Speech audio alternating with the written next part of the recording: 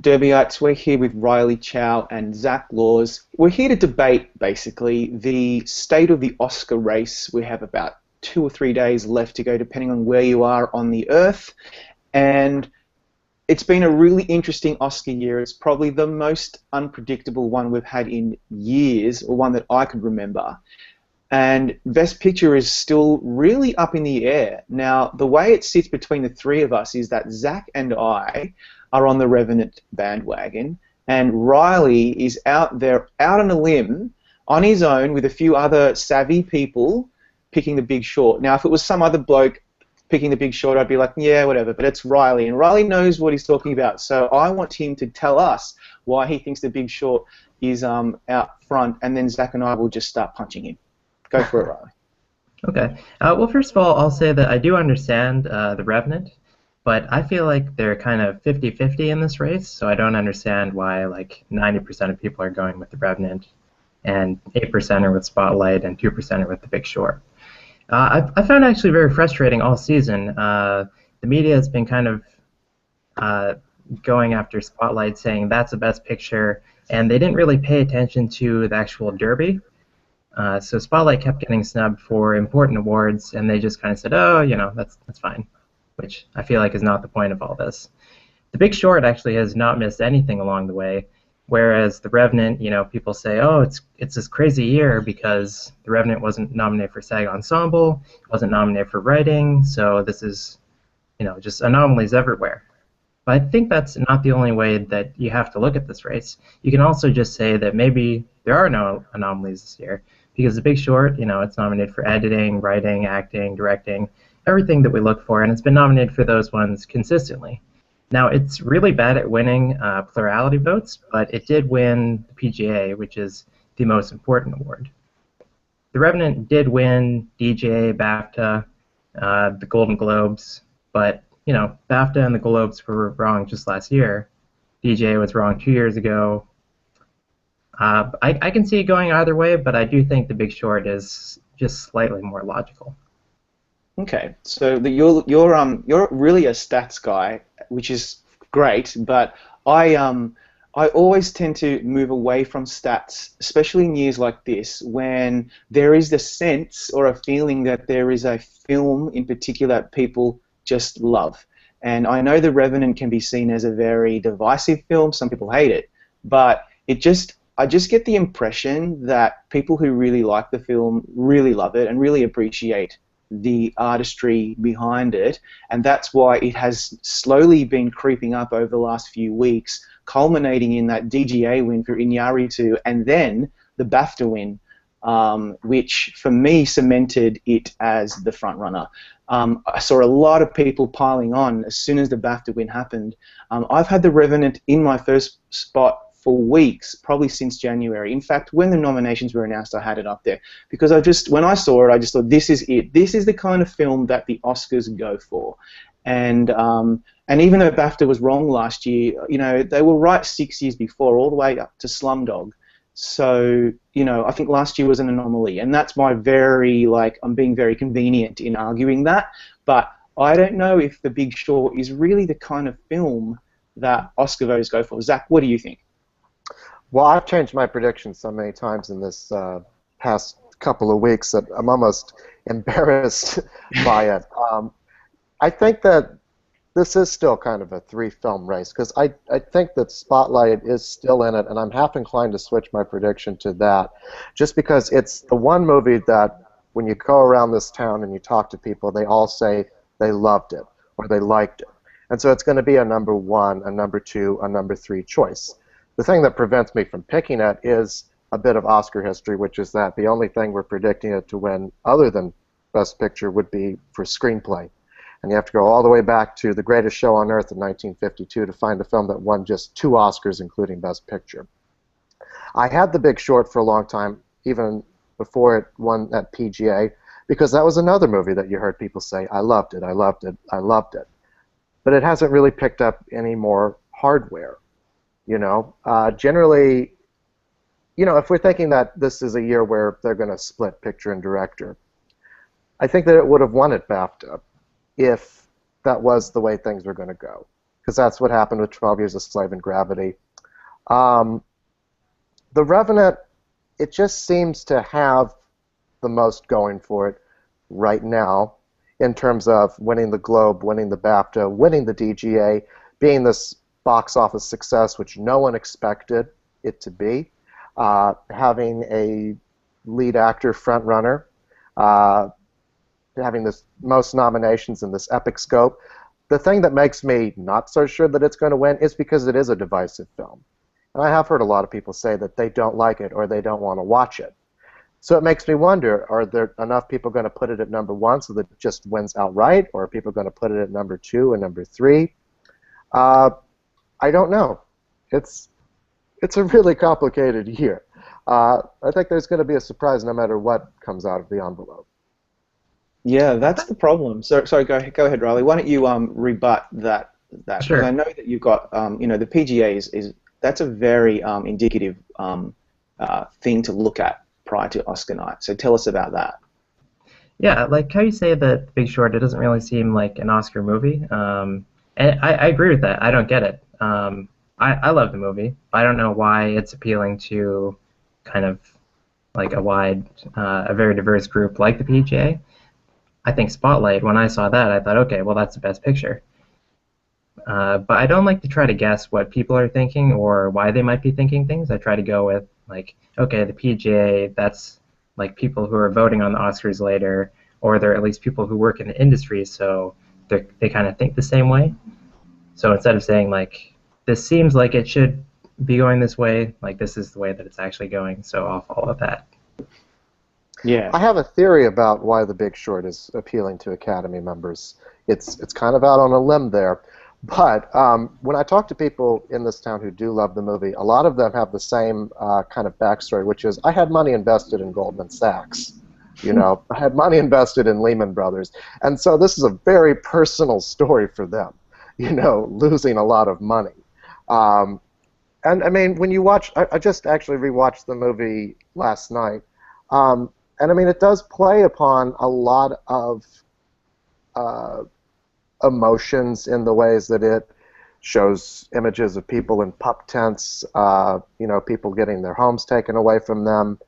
So I think that's kind of where the appeal comes from. Now I can make that same argument about Spotlight, because Spotlight is a really emotional movie for a lot of people, especially people who grew up Catholic or people who had relationships with their priests.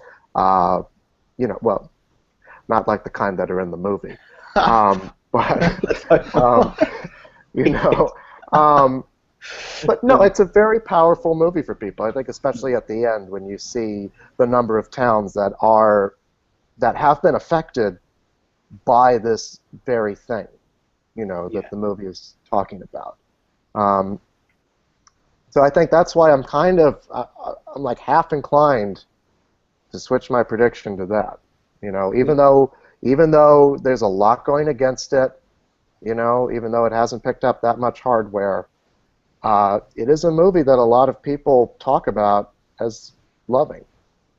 That's the thing. Like, you can go down one road, which is the two films really that hit a nerve in the zeitgeist, so to speak, being The Big Short and Spotlight. They're not necessarily over-the-top, in-your-face works of cinematic art, if you just want to be very general, because some people would say that's a stupid thing to say about either film, but just compared to The Revenant, which is more about the technical artistry and, the editing and the sound and the cinematography. Like, it's a beautiful film to look at and listen to. And it's a terrifying film as well. It's a very visceral film. The other two are more emotional. They hit a nerve. And so what you're saying is really, that's actually a really good point.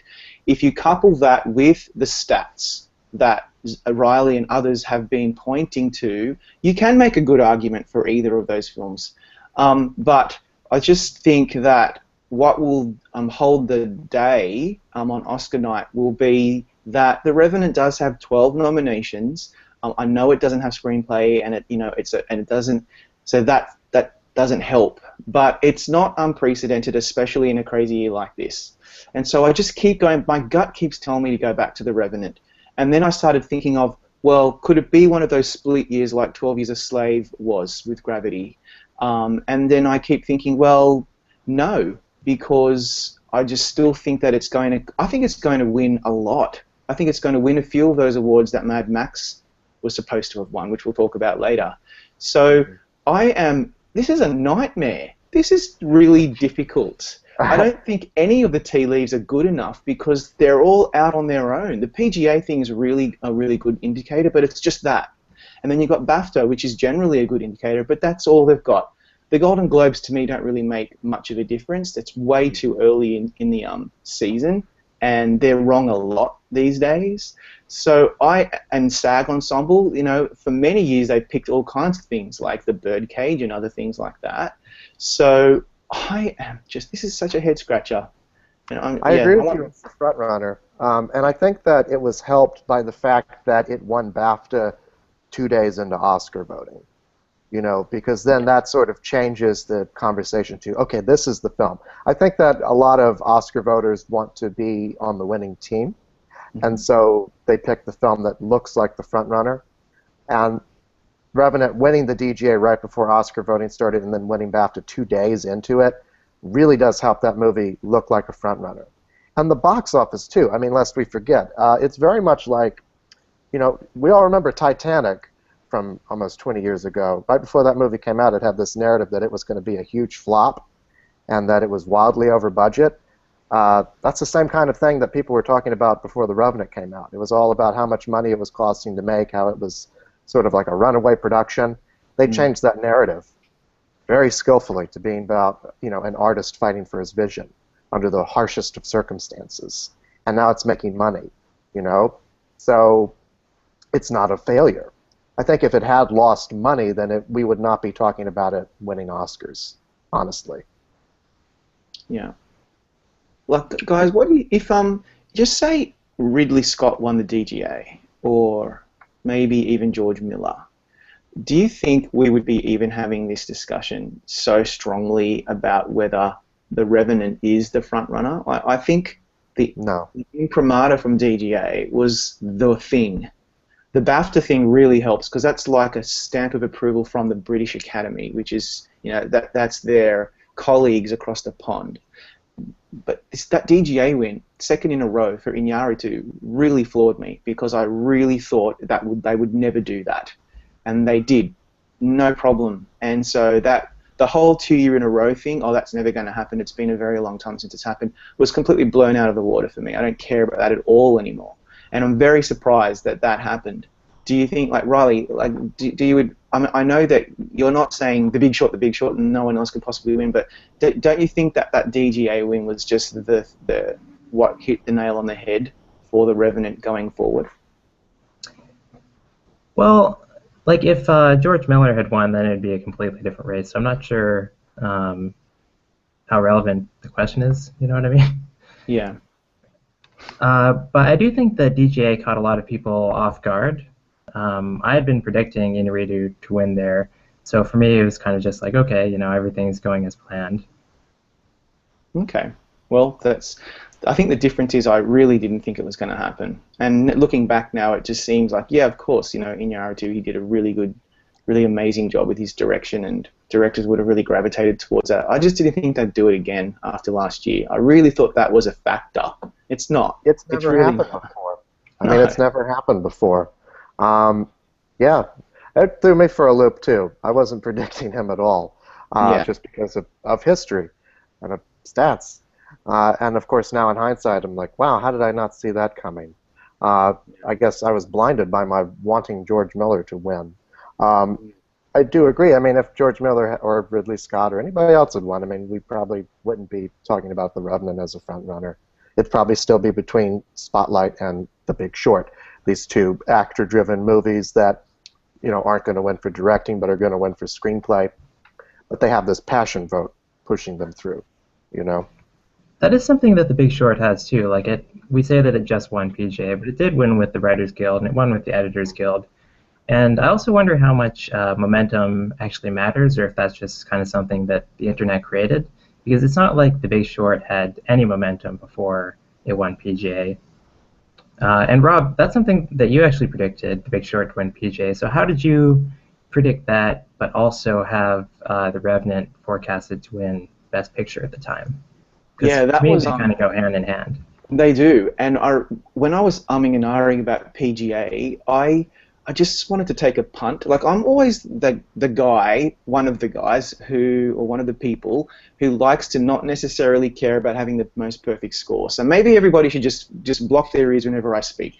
But I like to go out on a limb a little bit and take a punt. And I've always thought choosing The Revenant for Best Picture and Best Director, well, especially Best Director now, was taking a punt because I really do believe, to be honest, that the stats for The Big Short are really persuasive.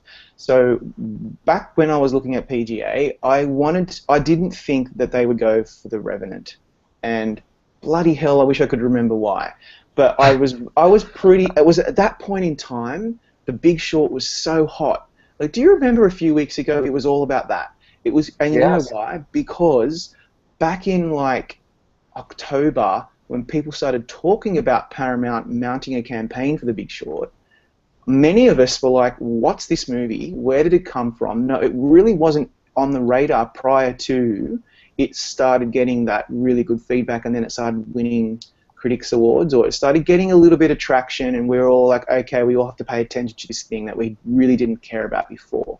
And then it really became super hot around the time when the PGA was voting. And that's why I did it. I thought, I'm just going to leave it. I'm going to take a punt because if I can get this one right, then yay. And if not, who cares? And I obviously managed to get that one correct. And then I thought, okay, The Big Short's going to win this, I think, because the PGA win, that's really persuasive. You know, it's a preferential voting system.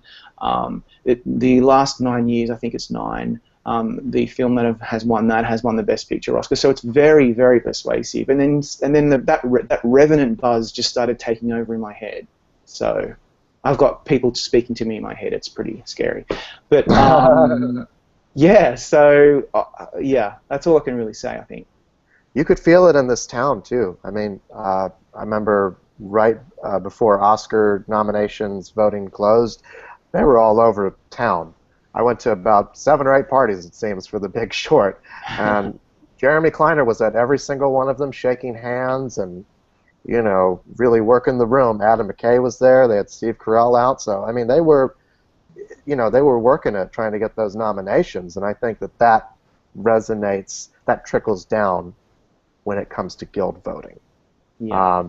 I thought, honestly, I thought that if George Miller wasn't going to win the DJ, Adam McKay might, because it just seemed like there was this growing consensus around that movie. Mm. You know. Yeah. Well, speaking of George Miller, let's talk about Mad Max, because Mad Max on Oscar night will either win like almost everything, I think, in terms of the technical stuff, or it's going to lose a few of those key categories like editing, costume design, and the sound categories, and also visual effects. I think that's where it's weak. Now, some people are saying that Mad Max is going to clean the floor, and some people are saying that it won't. And when I look at the predictions that the three of us have made, we are all pretty much exactly the same, apart from 4 key categories and apart from Best Picture. So we're all picking Iñárritu, and correct me if I'm wrong, because this is from a day and a half ago. We're all picking Iñárritu, DiCaprio, Larson, Stallone, Vikander, Spotlight, Big Short, and Revenant for cinematography. Okay, I think they're all locked down. I can't imagine anything really taking over. Maybe supporting actress is a bit up in the air. Would you guys agree that are you comfortable with those particular categories? For sure. I mean, yeah. You know, I kind of am thinking about Kate Winslet just because, like, I'm having these flashbacks to 3 years ago when everyone said that Christoph Waltz wasn't going to win for Django Unchained, and he won the exact same awards that Kate Winslet has just won for Steve Jobs. I mean, this race is really reminiscent, too, of the one from where it was between Lupita Nyong'o and Jennifer Lawrence. They both basically, Vikander won the same exact awards as Nyong'o, and, you know, Lawrence has the same hardware that Winslet has. So, I mean, it wouldn't surprise me if Kate Winslet won. It'd be one of those things where we say, why didn't we see that coming? Yeah. But I think there is just this kind of feeling for Alicia Vikander with all of her movies this year, the fact that she's in 2 big Oscar contenders, not big Oscar contenders, but, you know, films that are on the Academy's radar with Ex Machina, and she just has that kind of it girl factor, you know. Plus, I Kate would Winslet say has won before.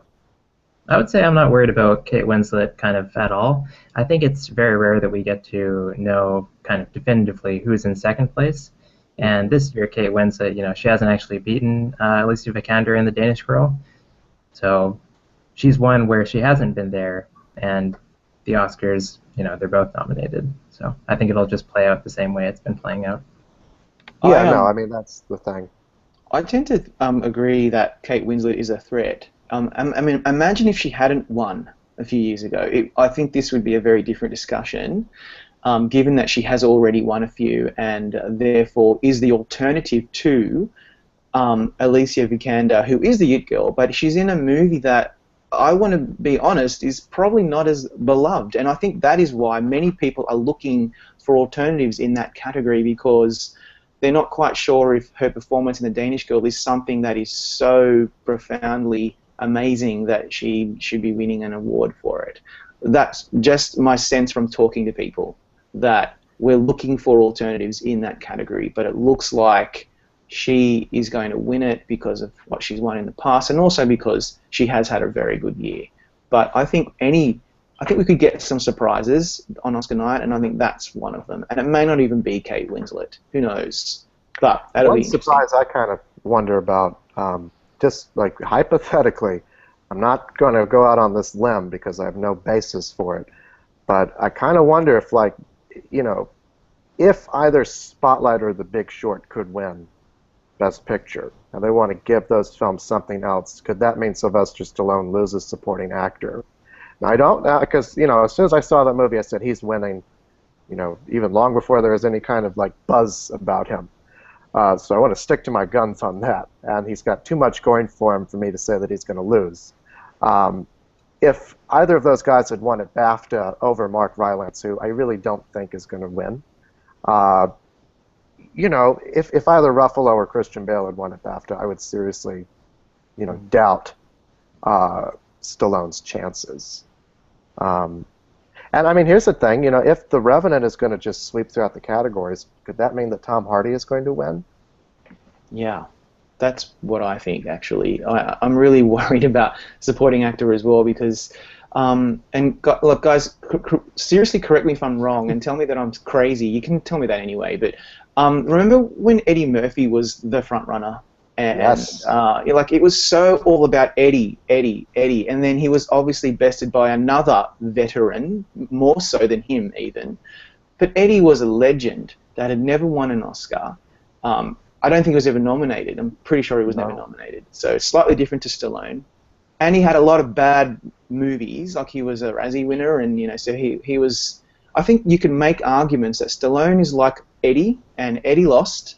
And that was very shocking to me. I remember it very clearly because I really wanted to see him win. I love Eddie Murphy, and just as much as I love Stallone. And I really want to see Stallone win because even though I don't like a lot of his movies, I loved him in Creed. And like Zach, when I saw that performance, I thought, geez, that would be really, how cool would it be to see him nominated for an Oscar? And look, it's happening. But I really think Tom Hardy is the one to watch out for. And he'll be the Marcia Gay Harden, won't he? Yeah, because I mean, he's not been. I was actually looking up Marcia Gay Harden's awards history, as it were, for an article I was writing about Kate Winslet, and I realized, like, oh my God, she wasn't nominated by SAG, she wasn't nominated by the Golden Globes, the BFCA wasn't what it is now, so I mean, I don't think they even had nominees back then. Might be wrong about that, but I mean, same kind of scenario where she just came out of nowhere to win that award. And I mean, actually, you can also make another comparison with Stallone as in the like Burt Reynolds and Boogie Nights. Yeah. Another kind of veteran who'd been in a lot of bad movies and all of a sudden made this late career comeback, and he lost to Robin Williams in a Best Picture nominee. So, I'm not. I don't want to go out on that limb because I feel like I could get some major egg on my face, but at the same time, I kind of wonder about it. Maybe I'm just. Yeah, going back to Eddie Murphy, like he won, the Golden Globe, Critics' Choice, SAG, but then he wasn't nominated at all by BAFTA. And like they actually saw Dreamgirls since they nominated Jennifer Hudson, and then Alan Arkin, he took that one, and then he took the Oscar. So he did have that disconnect with the supposed British bloc, and maybe Sylvester Stallone has that as well. We assumed that they didn't really see it. We assumed that SAG didn't really see it either, but maybe they did. He keeps getting standing ovations, but that is also just a small group of Oscar voters. People. I read all these reports about people talking to Oscar voters, and they say, "Oh, I talked to 5 Oscar voters, and none of them said they're voting for Stallone," or anything like that. It doesn't really mean much because there are 6,000 voters, and you'll never be able to get across to all of them. So I do think Mark Rylance has a shot, since I think he's in that second place position like Kate Winslet. And then Tom Hardy is also interesting because we haven't actually seen him kind of compete. He wasn't nominated at BAFTA or SAG, so maybe that was just kind of some fluke of the nominating committee for SAG, and if he had been in there, maybe he would have won. Christian Bale, I think, is out. He's been kind of nominated everywhere and hasn't been able to pull off a win. Finally, with Mark Ruffalo, I thought that he would win like when I saw Spotlight. This is a guy who's been nominated twice very recently. He won the SAG Award for The Normal Heart over Benedict Cumberbatch while he was Oscar nominated. And Mark Ruffalo, he's giving kind of a classic Oscar performance where he has all these kind of over-the-top tics, and he's giving these impassioned speeches. I'm not sure what happened with the campaign there. No, I think what happened was they were splitting their vote too much. They were trying to get both him and Michael Keaton nominated in supporting, and it backfired. And it wasn't until they realized it kind of at the last minute after SAG and the Globes, they started campaigning Keaton in lead, insofar as I can tell, to try and make room for them both to get nominated. And so then Ruffalo started getting in at Critics' Choice and BAFTA. What's interesting, what just occurred to me, is that Stallone, he wasn't nominated by BAFTA and he wasn't nominated by SAG, which are the two groups with Oscar voter overlap.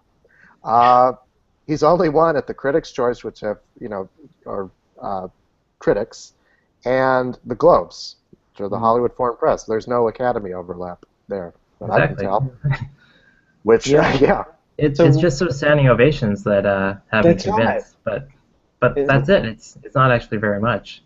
So it's a group of 87 journalists from around the world who generally love big stars, and it's the critics who, I don't know really what to say about them. I don't know why Stallone is such a favorite. I really don't, apart from the fact that many of us pundits probably just really love him in that film, and just are willing it. He's got that kind of classic Oscar story, which is that he got nominated for for playing this character 40 years ago. He squandered his talent since then, kind of doing intermittent good roles, and then all of a sudden he comes back and plays the same character again, plays him to the very best of his abilities, has cancer in the movie, plays this kind of mentorship role. And so, I mean, it's that kind of perfect Oscar narrative. That's why when I saw it, I said, this is going to happen. But, yeah, I mean, it is kind of worrisome that he hasn't been nominated by these two groups that do have Academy overlap, Yeah. I'm still predicting him, but it is kind of like, if he loses, we'll all say, well, I should have seen that coming. So. That's right. That is correct. Now, going down the list, we all think that the Mad Max will win editing, makeup, production design, and we all think the Hateful Eight will win score. But let's talk about costume design briefly and also best song. Costume design, Riley, you think Cinderella will win, and which is smart, but I want to take you to task for that. Zach and I think Mad Max will win. Now, full disclosure, I'm pretty sure that Zach is just as much of a fanboy of Mad Max as I am. Like, we both love that film, and as far as I'm concerned, it should win every single award that it's nominated for. That's not going to happen. Guilty as charged. Yeah, guilty as charged. The Cinderella thing, a lot of people are predicting Cinderella. A lot of the experts, a lot of the very respected editors that we do this with are also going for Cinderella, and I can see why. They usually go for the big costume drama or big costume movie where all the bonnets and big dresses. But the Costume Designers Guild just gave it to Mad Max, and I'm not sure if Cinderella is really that lavish compared to some of the other previous winners like Marie Antoinette and so forth. So Riley, please tell us why. Well, I've actually switched to the Danish Girl for now, but it's okay because when people watch this video, I'll have switched back to Cinderella, so that's fine. Basically, I'm just not predicting Mad Max. The thing that worries me about Mad Max is that it's very much a movie that the internet really responded to, but it's not really an Academy-friendly movie. And when you get these kinds Really? of... It's not an Academy-friendly movie with Tammy. Yeah, Go on. but generally I find that these cool movies, they do a lot better with the precursors than they do with the actual Academy. Maybe they can pick up support along the way, especially BAFTA is actually kind of a much cooler group than the Academy generally. You know, they nominated Carol for Picture and Director, they nominated Drive for Picture and Director, Inception they nominated for Director Editing, they awarded Tom Hooper they awarded David Fincher when the Academy went for Tom Hooper. So I understand if they would embrace Mad Max, but when you get to the very end at the Academy, then I find that they do kind of just vote for whatever has the most. I remember a couple of years ago I talked myself into voting or predicting 12 Years a Slave for Best Costumes because it had won the Guild, but ultimately, it was The Great Gatsby just because it was so obvious. So Cinderella is that obvious pick because, looking at the list, The Revenant, Carol, Cinderella, and like what actually makes you think costumes. When I think of Mad Max, I think rags, and then when I think of Cinderella, I think about the big dresses. I've switched to the Danish Girl for now because, yes, Cinderella worries me because I'm not sure that anybody actually wants that movie to win, and the Danish Girl is very Academy friendly, and it's a very beautiful movie. I think that movie should be winning production design too. Wow. I have thought about switching to the Danish Girl for this reason. I think that when it comes to the Academy at large, they are thinking of those obvious costumes, and I wonder if there is a portion of them that looks at the Danish Girl and says, "Wow, that guy had to turn Eddie Redmayne into a woman." That was really impressive. Like I was just thinking about that today. I guess I'm picking Mad Max for two reasons. Number one, it could sweep throughout those tech categories. It could be just one of those movies that people check off in every category, just down the line. The second reason, it is the most original kind of costumes. They are kind of the outfits that you've never seen before, as it is with the whole movie.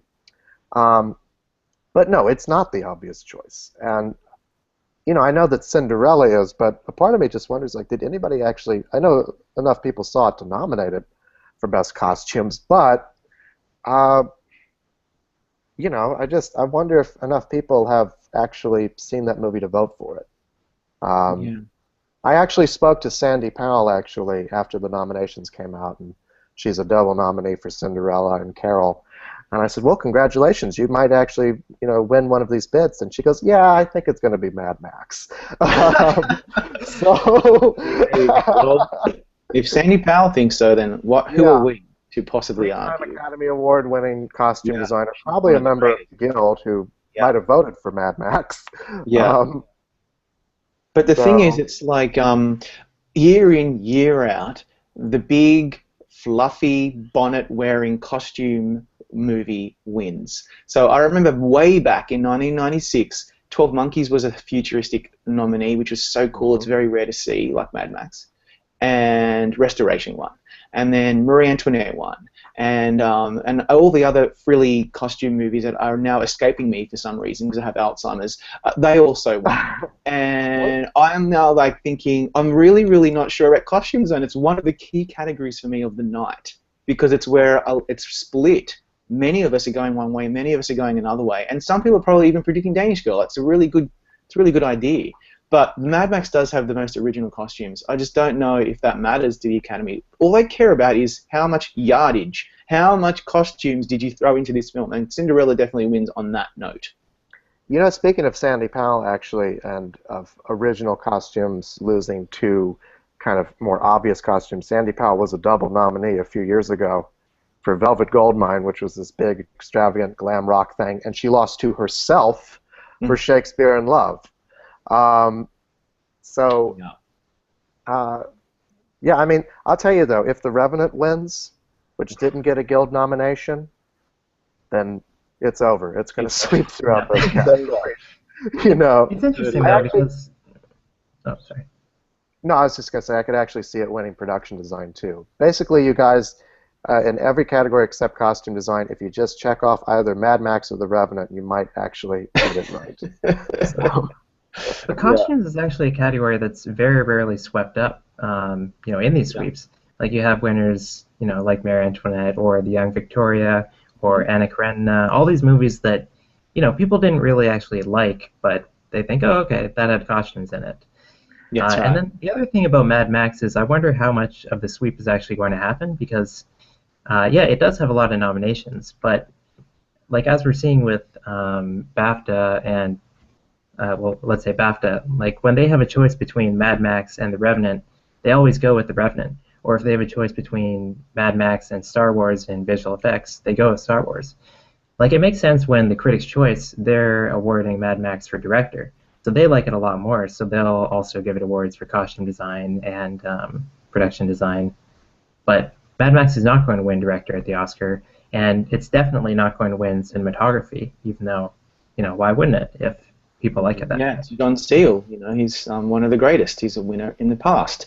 But Yeah. speaking of sound and visual effects, Riley and I both believe that Revenant will win the Sound Awards, and I'm picking both of them because I can't decide which one it will win. I think it will win one, and Mad Max will win the other. But I'm going with Revenant for both because I just need to double down to make sure that I capture one of them at least. It's a silly thing to do, but hey, I'm doing it. And I think Star Wars will win visual effects. It pains me that those three categories are not as locked down for Mad Max as Zach believes. Zach, you have Mad Max winning all three. I do, So yeah. As it when should. yeah, so when we start seeing Mad Max maybe losing some of those categories to Revenant and then Star Wars winning visual effects, people are going to start thinking, well, okay, Revenant is strong. It's winning the sound categories. Now, 2 weeks ago, many of us thought Mad Max had them wrapped up.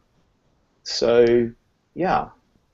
I guess my theory when it comes to those three categories, uh, with visual effects, my theory is that since 2008, that award has gone to, with one exception, has always gone to a Best Picture nominee. So Benjamin Button, Avatar, Inception, Hugo beating Rise of the Planet of the Apes, which was the BES winner. Uh, I'm blanking on what won in 2000. Life of Pi. Then Gravity. And then last year was the time that it kind of switched. Interstellar.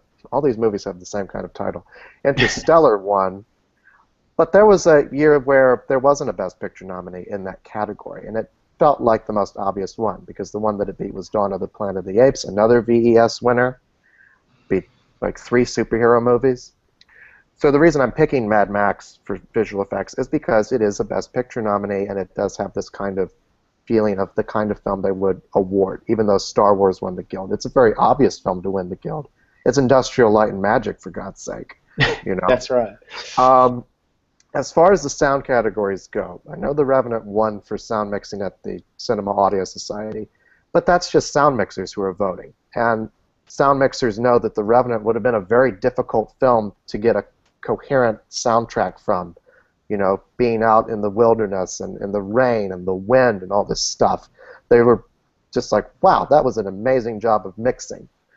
I think at the Oscars, they don't really understand the difference in that. They don't understand the difficulty there, so they vote for the loudest sound, which is Mad Max.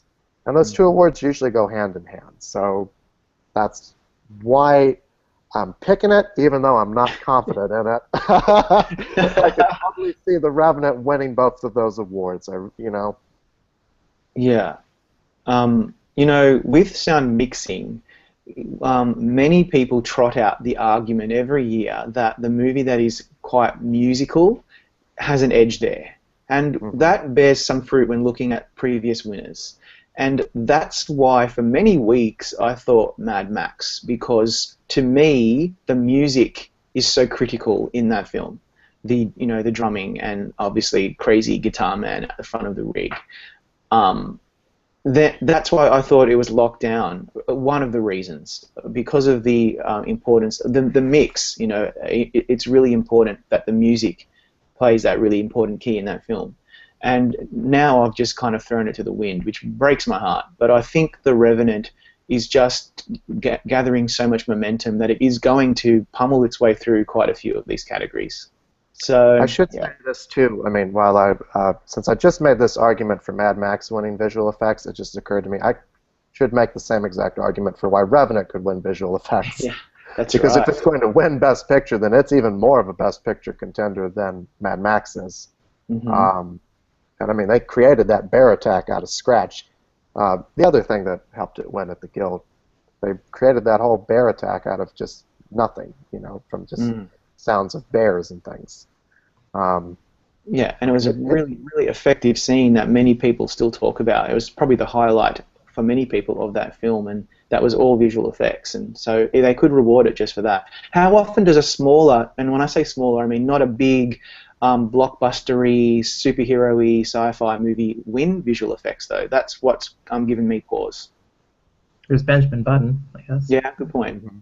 That's a good point. Hugo's another example of Yeah, that. Um, no, it's a possibility. Yeah, I but would say with sound, like both Mad Max and The Revenant have Tom Hardy in them, and in only one of those movies I could understand him. So I feel like that should be the sound winner. Oh, terrible. Um, was I it don't the know one where why. he was mumbling the whole time? Yeah, I also liked at the Cinema Audio Society Awards how on the same night that The Revenant won, for mixing, that soundtrack, Tom Hardy, The Wind, The Water. He also had Modern Family winning for the episode where everybody was sitting in front of a computer. Yeah, it's Uh, it gives you yeah, some. basically, I don't understand why The Revenant is winning, or why it's been winning sound awards over Mad Max, but it has, and BAFTA is, a similarly diverse group of people voting, and that's what they decided. And the sound awards, they do pretty much always go hand in hand. The one exception is for Slumdog Millionaire and The Dark Knight, which is kind of a similar situation actually, because one of them was Best Picture frontrunner, and the other one had tons of explosions, gunfire, cars, all that kind of stuff. Mm. But in general, they go together. And The Funny enough, Revenant also does have a lot of music. Like The Revenant was actually uh, closer to a score nomination in a sense, whereas Mad Max was outright snubbed. The Revenant was deemed ineligible, even though it had been nominated at BAFTA, Critics' Choice, the Golden Globes, just because it had two composers, which is a very strange rule. funny enough, they split last year. The Sound Awards. Whiplash won for mixing, and American Sniper won editing. And I think Whiplash might have very well won both of those awards had it been nominated for sound editing. Yeah, Yeah. Um, yeah, absolutely. Okay, let's talk about song because many of us, probably almost all of us, think that Till It Happens to You will win. And that gives me pause because even though Lady Gaga has been everywhere lately, performing either that song or singing the national anthem, or just her PR has been on point. Um, and there's also a narrative about Diane Warren being Forever the Bridesmaid. This is her seventh or eighth nomination, I can't remember. Um, I Probably don't more than know. that. Yeah, she is really overdue, and she's a very respected songwriter. Is she actually going to win us for a song that not many people would ever listen to? It's not. It doesn't play on the radio. It's not part of a big. It's part of a small documentary that was not nominated in documentary feature with Lady Gaga, who, love her or not love her, she is a divisive pop star. I can't believe that it is such a front runner. It just really baffles me. And to me, I think a song that would be more suitable or more likely would be something like "Earned It," which is hurt because it's from a Razzie-nominated bomb, Mhm. or maybe even Simple Song Number 3, which is not even being performed on the show because the songwriter and singer are not big enough stars from youth, which I think is really atrocious. That He's a very category, nice man, I should say, but yeah, and he's a Pulitzer Prize winning, Grammy winning composer. He's a brilliant composer, and it's really awful that he and Sumi Jo are not being given the credit they deserve, along with Anthony Hegarty and J. Ralph, who was snubbed the last time he was nominated. He and Scarlett Johansson weren't allowed to perform that song that they were nominated for a couple of years ago either. So I think that's a really bad call. Poor guy. Sorry? This poor guy, you know? Yeah. He gets nominated it really twice. does. He's nominated What does he twice. have to do? Yeah. What does he have to do to get some screen time on the Oscars? It really makes them look bad when they say that 3 of you guys who are Billboard toppers are going to perform, but we're not going to bother with the other 2. Yeah. You know, like And during voting, too, so it could affect the vote. yeah. Definitely. I think it's actually going to. So, do you guys... Okay, I know you're all picking Till It Happens to You, but can you see that there is an alternative, and what is the alternative in your eyes? So, Riley, you first. I think this category is kind of like original score this year or supporting actress, where you've got something in a smaller scene film, be it the Hateful Eight score or Alicia Vikander, who's an unknown, or Lady Gaga in a documentary that nobody saw, where it doesn't really make sense why they've been able to carry through the race as they have been. But for whatever reason, 160,000 people in SAG did vote for Alicia Vikander over Kate Winslet, and the Star Wars score keeps losing to the Hateful Eight, even though I'm not sure that the Academy liked it or saw it. And I think that the narrative that Lady Gaga has been able to cross over with just enough voters that for some reason all of them are taking it off. Yeah. I think it's just one of those things that doesn't really make sense, but it's been happening and we just kind of need to accept it. I would say the biggest threat is Sam Smith, because again, like the internet, did not like Writings on the Wall, but it did get a nomination, and I think that everybody saw Spectre, and it's agreeable enough, I would say. I think part of it is that there isn't really a strong nominee in this category. There isn't a song that's been on the radio the way that, speaking of James Bond, the way that the song from Skyfall was just like everywhere. What about Earned It? Earned It? I mean, but Yeah. it's in a really bad movie. It really hurts. So they're not going to vote. I mean, no, I just don't think there's a really strong nominee in this category. So that's partly why The Hunting Ground is sort of the default frontrunner, it seems. Yeah, I mean, it's just one of those things that it's going to happen and we just sort of accept it, Yeah. It's Although, if The Weeknd wins, they would be the one, black person to win an Oscar this year. Also, he's Canadian, so. And he's That's Canadian. true, yeah. The double whammy, more diversity. But it's a very rare circumstance where all 5 films are not nominated elsewhere, and none of them are Best Picture nominees. Obviously, it's only happened once before, really, and that was when those 2 songs were nominated a few years ago from the Muppets and Rio. So it's a really unusual category, and no one ever really talks about Best Song because no one really seems to care much about it, and some people even want it to be done away with altogether. But I think it's a really interesting category, especially this year, because it'll give us something to talk about. If Lady Gaga and Diane Warren wins, that's going to be one of the highlights of the show for the Diane Warren win. And also, Lady Gaga will hopefully say something, or she'll be wearing another meat dress or something to that effect.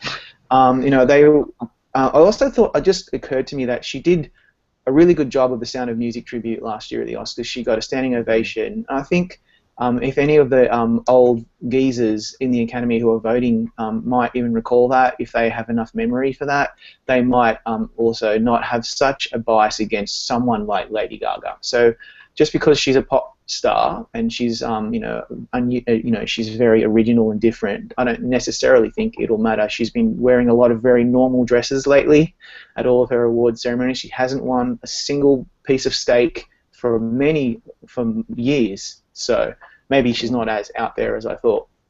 So, okay, that's, we'll see how we go. Finally, the last three categories that we haven't talked about, which I don't think there's much to talk about, are animated film, foreign film. Both of those we all think Inside Out and Son of Saul will win. I can't imagine anything more locked than those two. I really can't. Documentary is Amy. We all have Amy, but that's not necessarily as locked as the other two are. And documentary feature is a really interesting category. They're all really strong contenders. And Amy is a beautiful film. It's one of my favorites of the year, but it could be argued that Amy is it doesn't have the same gravitas that some of the other contenders do in this category. So, final words, I guess, guys, from those last three categories could anything possibly surprise us? I think that, in documentary, The Look of Silence is a really powerful movie.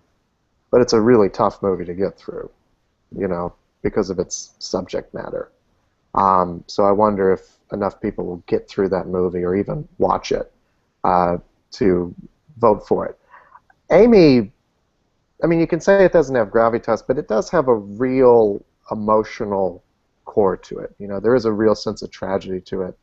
Actually, a friend of mine knew her in Liverpool. He was friends with a friend of hers, and said he spent the whole time just crying watching it.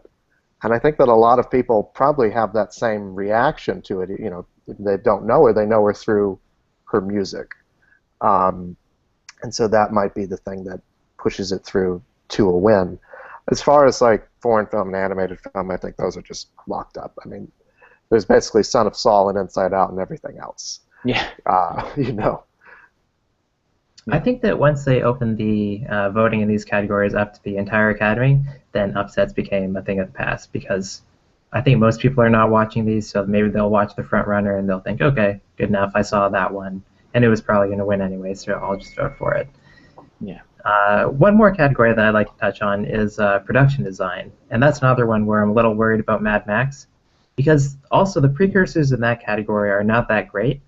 Like Inception won Critics' Choice, won BAFTA, it won the Guild, and then it lost to Alice in Wonderland. And a few years ago, Anna Karenina took, I think, Critics' Choice and the Guild, and Les Mis took BAFTA, and then Lincoln won the Oscar. So I'm worried about Mad Max there, but I'm just having a hard time going with Bridge of Spies, because even though it's the same people who did Lincoln, it's not nearly as flashy. It's not as showy a time period to depict. But yeah, I think that's the problem for production design. Is I was trying to think of an alternative and nothing really came to mind. Bridge of Spies is going to leave Oscar night with nothing. So I think and Mad Max, probably it's one of its strongest elements to me is its production design. So I think that's a safe one in my opinion. There is a part of me that wonders if The Revenant could win, though, even though it's not the most obvious choice. If it's just one of those things where people are checking it off. It got nominated. It's Jack Fisk, so that's not surprising, although his name's not going to appear on the ballot when they're voting.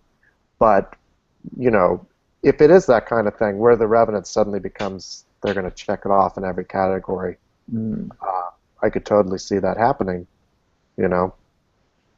And actually, Bridge of Spies is last year's winner, Adam Stockhausen. that too. Yeah. That's right. Coming back for more. Well, you know what this tells me? It tells me that even though we did have the gloves off, we were all pretty gentle because we're all giving each other, a bit of leeway, because no one really knows what's going to happen in a few days' time. This is the most ridiculously unpredictable Academy Awards that I can remember, and that's awesome. I wish they were all like this. It's really exciting. So good luck to you all on your predictions. Do you want to do the shorts or no? Oh, I'm sorry. Well, yeah, we're kind of running out of time. If you want to quickly tell us who should we pick for the shorts, Riley? Because I watched some of them, and frankly, I was really not very amused, and so I'm just going to copy your predictions. Go.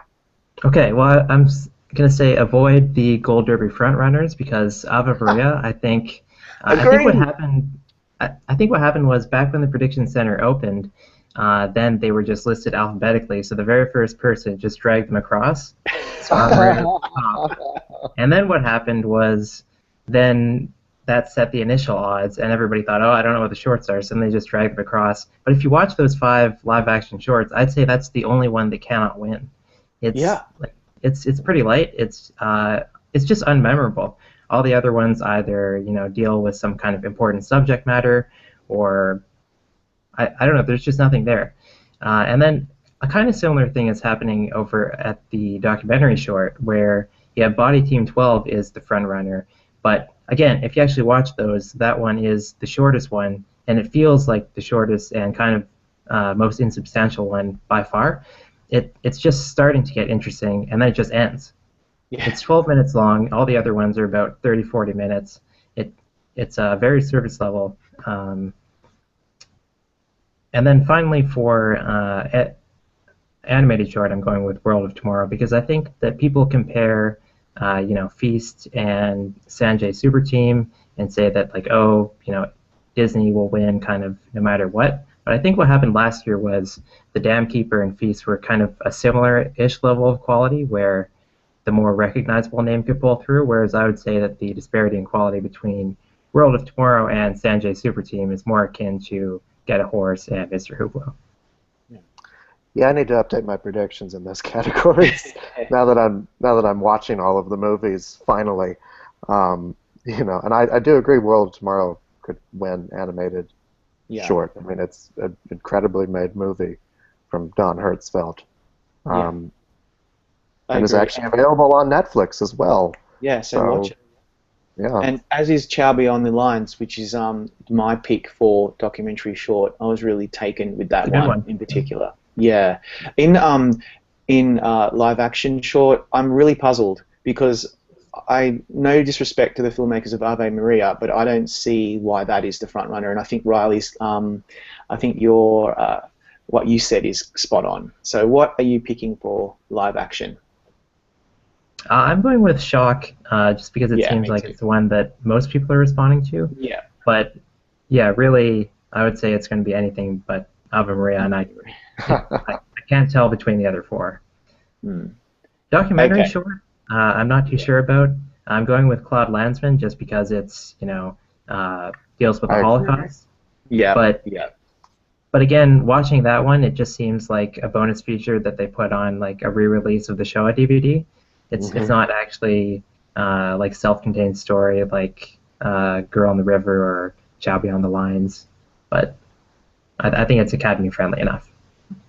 Okay. All right, everybody, take that to the bank. As I was saying, enjoy Oscar night. We'll be covering the Oscars throughout Oscar weekend, so make sure you stay tuned to GoldDerby where it's all happening. Thanks, guys. You're welcome. Good luck, Rob. Bye. Bye. Bye.